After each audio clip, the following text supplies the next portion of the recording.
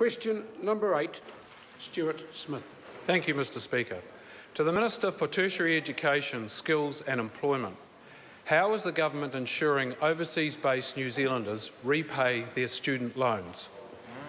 The Honourable Stephen Joyce. Mr Speaker, this week the government passed the Taxation and Residential Land Withholding Tax GST on online services and student loans bill, which includes an information sharing agreement with the Australian Tax Office to provide Inland Revenue with the contact details of borrowers living in Australia.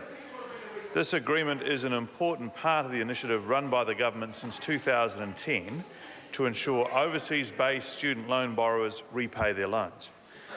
With the majority of overseas-based borrowers living in Australia, this new agreement will be a significant step forward in speeding up the repayment of the estimated $3.25 billion borrowed by those who are now living offshore. Mr Speaker. Supplementary question, Stuart Smith. What measures are included in the Overseas Borrowers Initiative? The Honourable Stephen Joyce. Well, Mr Speaker, before the current initiative began in 2010, overseas-based student loan debt was in the too hard basket.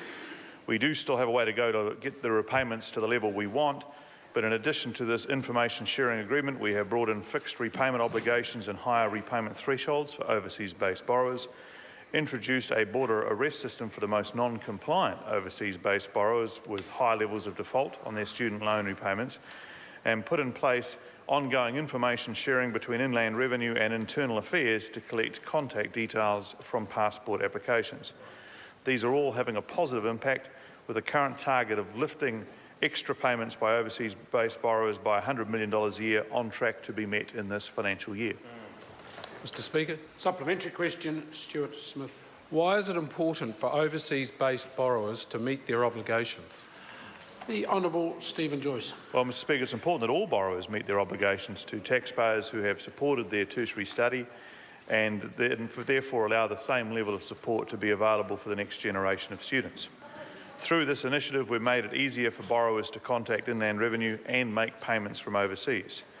It is really important for borrowers to know that just being overseas doesn't mean the loan goes away, and they are encouraged to get in touch with Inland Revenue and get on top of their student loans. Question number